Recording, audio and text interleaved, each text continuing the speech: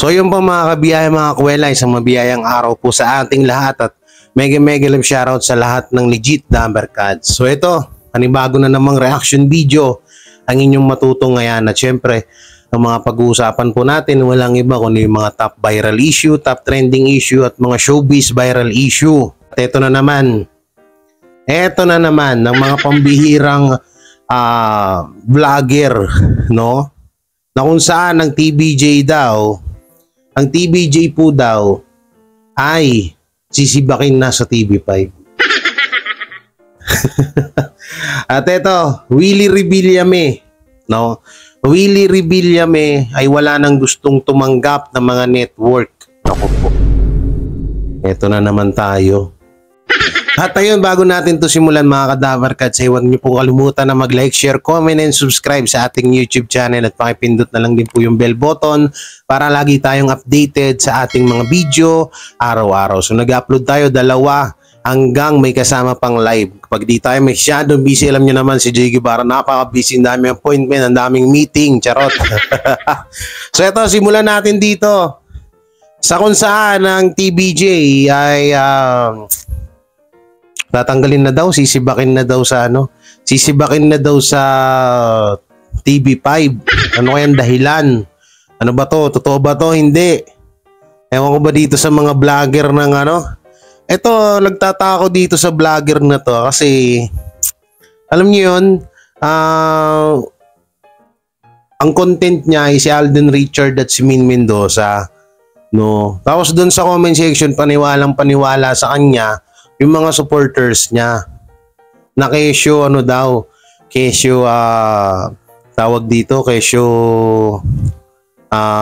magkaaway daw or parang inaano daw ni Joey De Leon si Min Mendoza at Alden Richard. So ito ang title niya, TBJ sinibak na sa TV5. Mensahe ni Alden kinaantigan main. May patama. Grabe yung mga title no? Ako, alam niyo ako nagta-title ako, mga nagki-clickbait din po ako, no? Pero alam niyo yun, yung may kabuluhan naman yung video ko, may pangbawi, hindi yung katulad nito puro kasiraan. So ito, simulan na natin para lubos niyong maunawaan. So ito na po yung video na yun mga Kadaver Cats. Ang galing ng mic ko, no? Panis. Diba? Panis na panis kayo sa mic ko. Hindi pa tayo nakakabili ng isang mic, no? So parating na yon, pagtiyagaan muna natin to at least para marinig nyo yung boses ko, diba? At marinig nyo yung mga re-reaction na natin. So ito na po, i-play na natin. Welcome sa Pinas Showbiz News ngayon. Para sa video natin ngayong araw, meron na naman po tayong fresh at nagbabagong update patungkol kay Main Mendoza at kay Alden Richards. Kung tunay mong mahal si Main Mendoza at Alden Richards at ngayon ka lang nakadalaw o di naman kaya ay naligaw sa channel na ito, please po, i-click mo na yung subscribe and bell buttons para lagi kang updated sa mga kaganapan kina Main at kay Alden. Ang pag-uusapan po natin ngayong araw ay 3 bagay.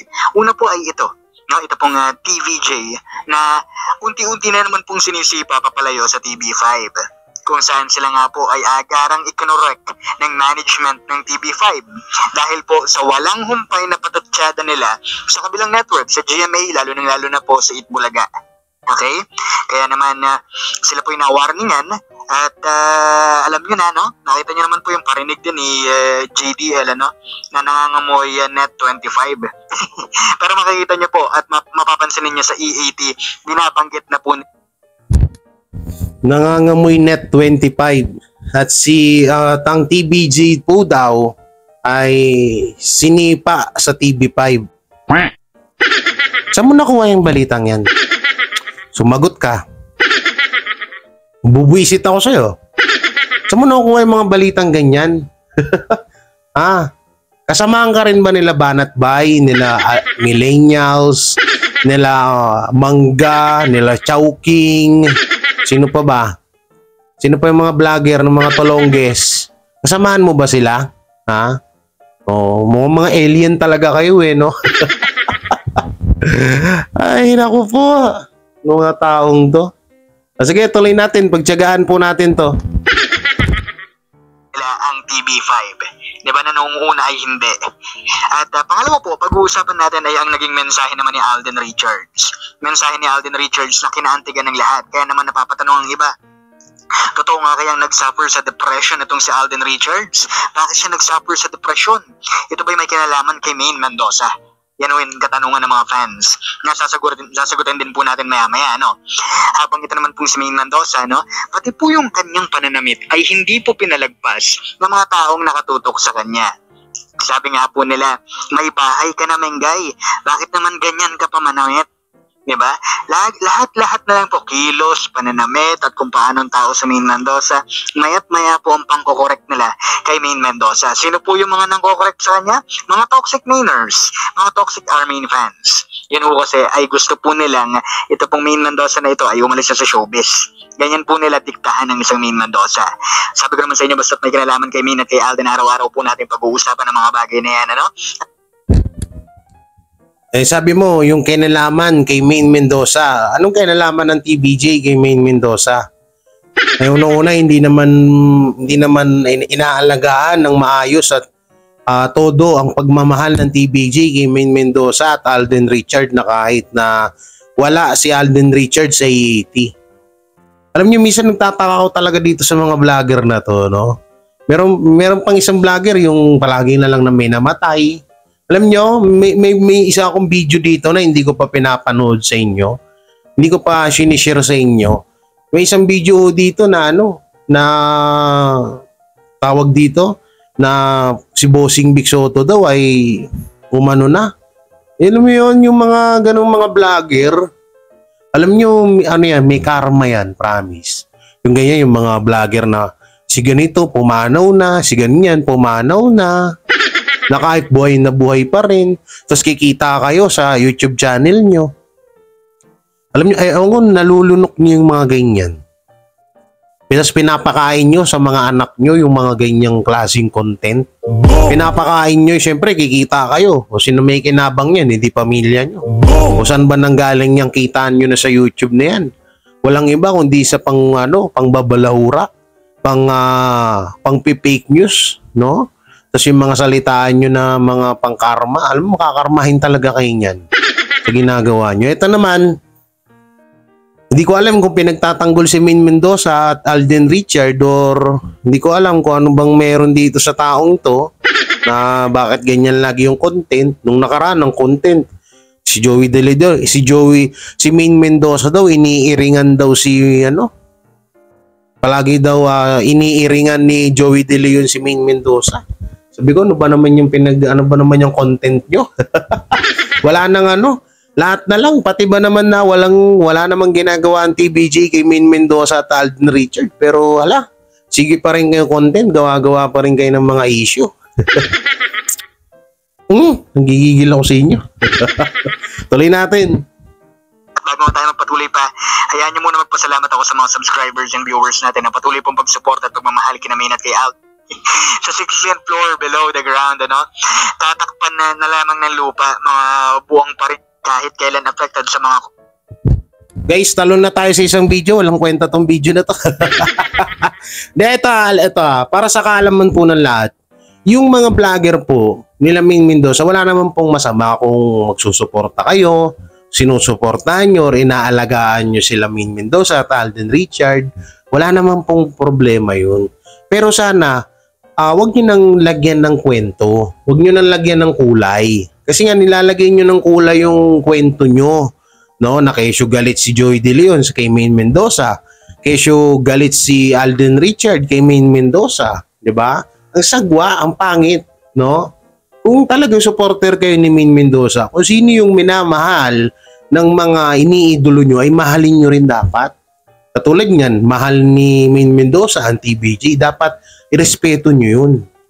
Katulad niyan, si Alden Richards, nire-respeto niya ang TVJ, kaya dapat respetuhin nyo rin yun. Katulad niyan, yung asawa ni Maine Mendoza, na hanggang ngayon binabash nyo pa rin dahil hindi nakatuluyan ni Maine Mendoza si Alden Richards. Diba? Kung talagang nagmamahal kayo kay Maine Mendoza, mahalin nyo rin yung minamahal niya.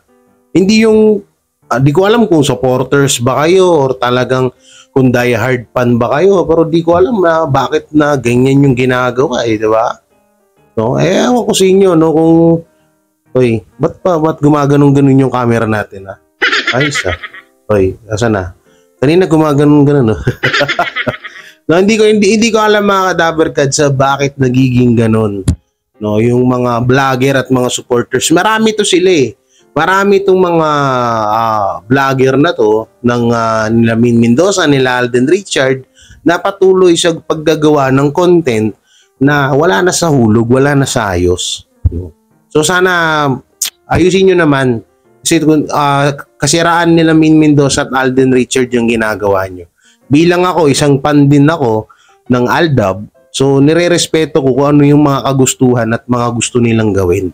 Dahil ganun ko sila kamahal, at ganyan din yung isaksak nyo sa kaisipan nyo. Hindi yung sinisiraan nyo ang TBJ, no? Tapos sasabihin nyo, supporters kayo ng Aldab, walang ganun. Pangit yun. So yun, papunta na tayo sa isang video na kung saan, no, na kung saan ay si Willie Rebillame ay wala na nga daw gustong talagang tumanggap na network. Totoo ba? Alam naman natin, si Willie hindi rin yung basta-basta. Ika ko nga doon sa isang video ko, no, na si Willie Rebillame ay pwede yan na maging number 2, no? Number 2 sa mga noontime show. Number 2, hindi pala number 1. Number 1 ng TBJ, no? Pwedeng pumangalawa sa TBJ si Willie Rebillame. Kaya posible talaga na walang tumanggap. So ito po yung video at ating panoorin. Ayun mga kadabarkad, so ito pong video na to ay from Nanay Christy Permin. So dito nga daw ay wala na nga daw gustong tumanggap kay Willie Rebillame. So kaya ito, no? Parang ano ko? So kaya panoorin natin para mas maganda. Ito po. Okay, o dito sa susunod, ikaw ang kailangan tumimon dito sa issue ni Willie Rebillame. Oo. Ito kasi si Willie Rebillame, di ba ang dami namin na mga istasyon na pinupuntahan? Okay. Di ba? Pinupuntahan. Oo, di ba? Na pinuntahan. Na pinuntahan. Pinagtrabahuan. Oo, di ba dati Channel 2 siya, tapos sa Channel 5 siya, tapos iba na Channel 7 siya. O tapos iba, nag-all TV 2 siya. Di ba, ang balita ngayon, nasa Channel 4 siya, sa PTV4. Ngayon, inaabangan naman ng tao kung saan yung video niya, ay hanggang ngayon wala pa. Pero ito yung mga napuntahan niya dati noong parang ayaw na siya tanggapin. Hindi, tsaka unang-una yung sinabi ng GMA7 na we cannot give him a time slot. Time slot. Kompleto na, buo na kami. So, hindi naman sinabi na wala na kaming panahon na pwedeng ibigay kay Willie. Kundi, punong-puno na. Punong-puno na yung istasyon. Wala nang slot na libre, parang ganon. Of course, sa TV5, hindi rin naman sila nagkasundo. Dahil sa akin naman, nang gusto niyang singilin, di ba? Sa ABS, lalo namang hindi na. Parang sa ulian na ng kandila ito eh. Oo. Diba? Oo. So masasabi natin na sarado na ang pintuan. Parang ganon. Oo, nagsarado. Kasi dati kasi hindi eh. Siya yung tinatawagan na wala. Hindi man. Oo. Magkano ba yung kinikita mo dyan? Di ba ganyan yung dati? Dobling ko yan.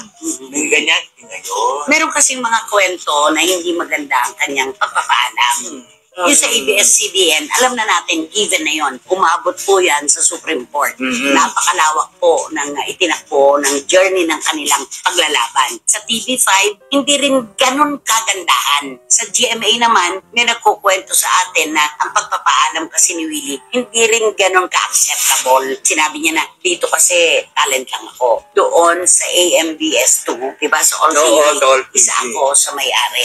Ang layo ng diferensya. Diba? Parang ganon.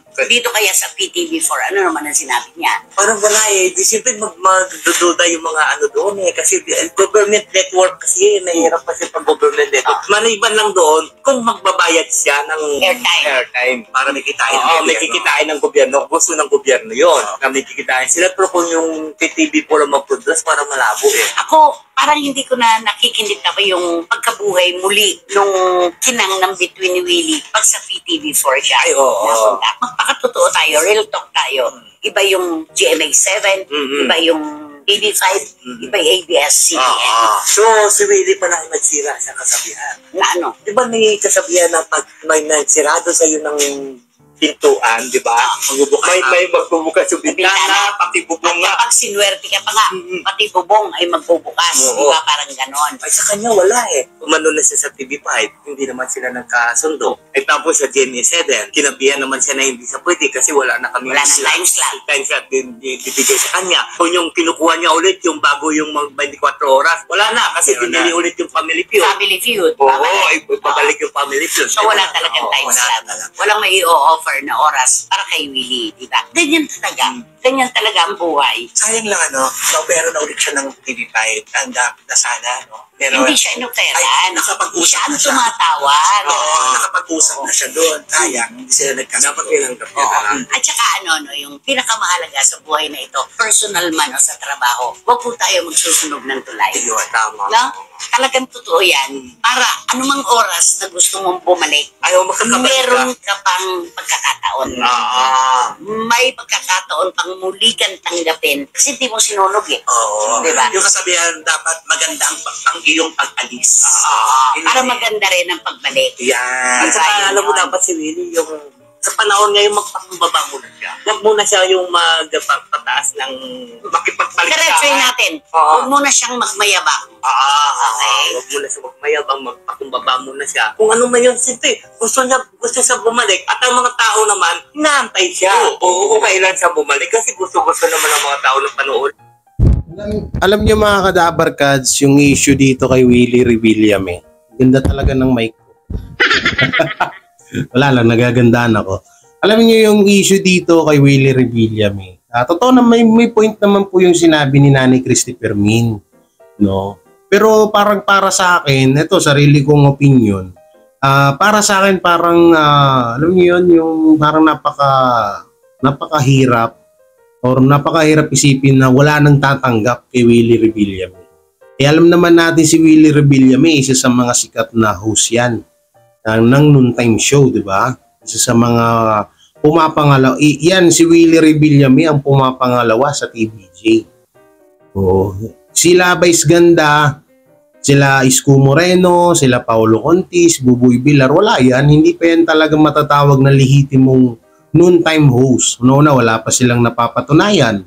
Pangalawa, wala pa silang, alam mo yun, yung history. Si Willie Revillame kahit papaano, kahit gaganyan-ganyan lang si Willie, may mga nagawa na yan eh, no? Marami-rami na rin mga natulungan din yan. Sa sarili niya mismong pera pa, no? So dito kasi ang pinupoint dito ni Willie Revillame, gusto niya magkaroon ng sarili niyang yung hindi siya talent, kundi isa siya sa mga may-ari din ng noontime show. No? Kasi si Willie, sa pagkakaano ko kasi si Willie, talagang sobrang yaman na niya eh. Totoosin kung habol lang ni Willie Revillame ay pera, no, sa totoo lang ay hindi na siguro ganun. No, hindi na yun siguro ganun.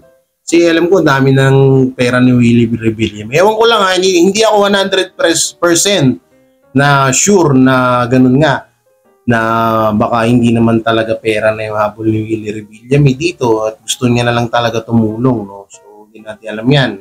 So, dito yung sinasabi nila Wendell, nila Nanay Christy Fermin, nila Romel Chica, totoo naman. Kasi totoo ang dami rin nangyari na issue kay Willie Revillame. Diba? Papatungkol dun sa GMA, sa ABS-CBN, ngayon sa TV5. So, lahat yun parang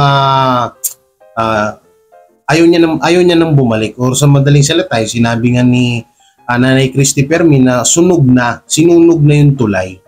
Ibig sabihin hindi ka na makakabalik pag sunog na yung tulay, di ba? Yun lang, no? So eto, may papanood ako sa inyong video. Hindi na natin to tapusin kasi ayoko rin na mainip kayo. Panoorin natin yung video na kung saan ay may isang lalaki na nag-viral na naman kamakailan lang na di umano ay sobrang nito. Oo. Sobrang yabang, no? Sobrang tawag dito, sobrang matapang. Oo, pero ang pagkakaalam ko nahuli na to or naimbestigahan na rin or nakausap na rin ng media at kung ano-anong palusot ang mga pinagsasabi. So para lubos niyong maunawaan, ito po at ating panoorin. So yung mga Dabarkads, ito po yung video na yan, no? Ang ganda na, nagaganda na, nakukita na, alam niyo parang ang ganda na lang ng ganito, no? Parang daig ko pa si ano eh. Si Bayot Bay. Nako mic din eh, no?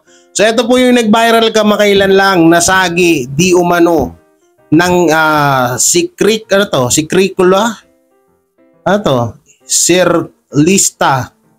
siklista ang kotse ng retired police na agad na hinala bilang si Wilfredo Go. Naku po. Sikat ka pala, sir. Ayan, nabidyohan ka, sir. Paktay ka dyan. So ito po, panoorin natin. Netizen na windang sa isiniwalat ng siklista. Marami pa pala ang hindi nakita ng netizen sa nag-viral na video ng insidente sa kotang isang retiradong pulis at siklista. At tiyak lalo pang iinit ang inyong ulo dahil sa mga isiniwalat ng siklista. Nagsalita na nga ang siklista na sinapak at tinutukan ng baril ng retiradong pulis. Matatanda ang mainit ang pinag-usapan sa social media ang viral video ng insidente, kung saan makikita nagkagit-gitan ang retiradong pulis na nagmamaneho ng pulang kotse at ang siklista sa Welcome Rotonda, Quezon City noong August 8. Nasagi di umano ng siklista ang kotse ng retired police na agad na kinilala bilang si Wilfredo Gonzales. Kaya ito naggalit at lumabas sa kanyang kotse at sinapak at kinasahan nga ng baril ang kawawang siklista. Samantala, imbis na maawa ay lalo pa nga nagalit ang maraming netizen sa pahayag naman ni Gonzales sa press con nito, kung saan sinabi niyang nagkaayos at nagkapatawaran na umano sila ng siklista.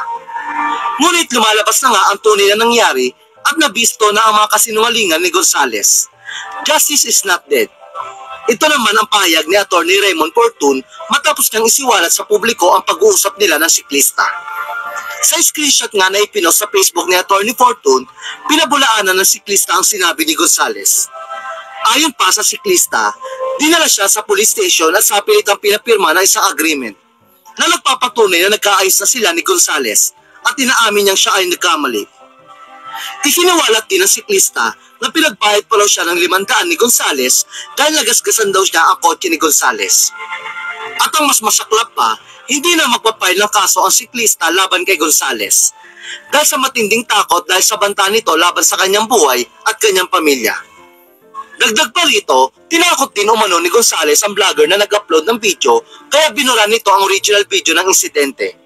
Samantala, nangako naman si Atty. Fortun na gagawin niya ang lahat mapanagot lamang si Gonzales.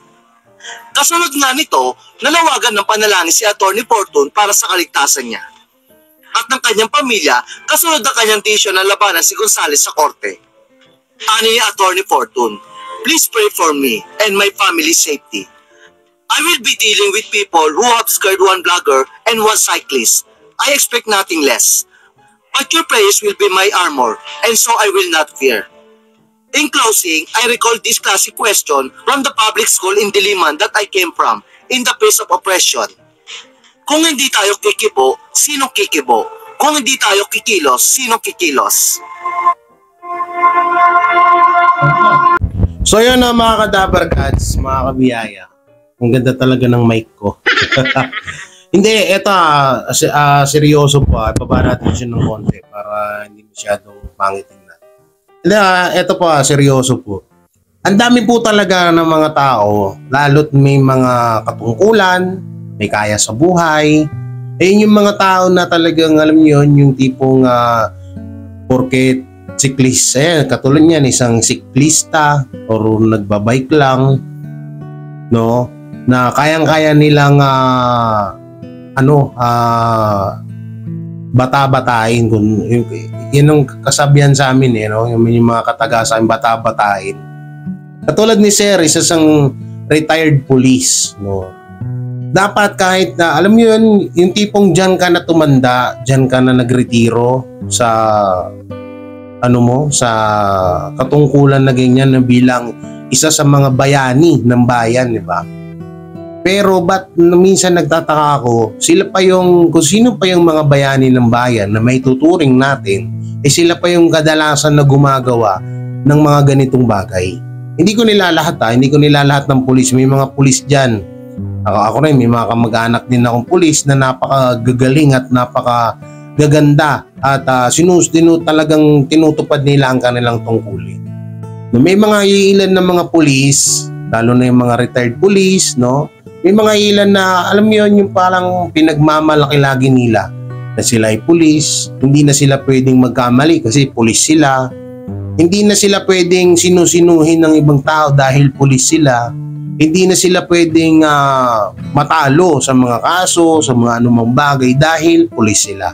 Ayun lagi yung naririnig ko, ayun lagi yung simula nung lumaki ako na alam niyo na palagi na lang na kung sino pa yung mga pulis, kung sino pa yung mga bayani, isa sa mga bayani ng bayan natin, no, isa sa mga bayani natin na sila pa yung gumagawa ng mga ganitong bagay.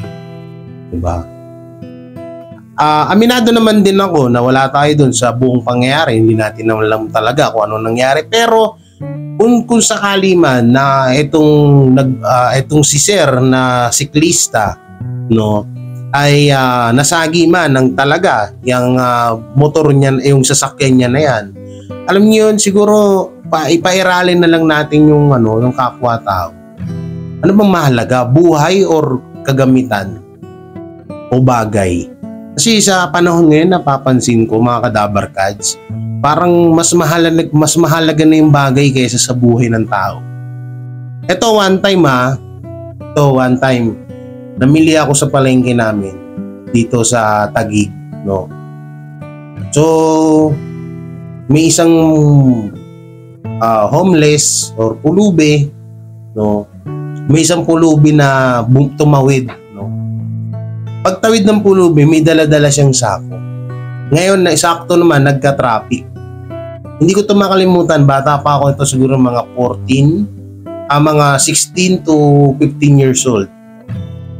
So nagka-traffic, may isang kotse doon na nasa gilid at sakto naman nandun din yung daanan ng mga tao or pathway o kung ano man tawag dun sa ganon. So doon dumaan yung homeless na may dala-dalang sako at may mga kalakal sa kanyang sako. So dahil masikip, dahil traffic nga, tapos may mga tindahan din sa gilid-gilid, yung bit-bit ng pulubi ay sumagi dun sa mismong ng kotse, bintana. No? So ibig sabihin may mga lata-lata yun, nagasgasan. So tutusin lang hanggang ngayon, tanda ko pa rin, ang gasgas nun siguro mga ganyan lang.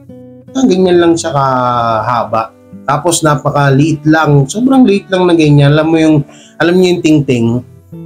Alam niyo kung anong ginawa niya doon sa pulubi? Pinalo niya ng baseball bat. So yan.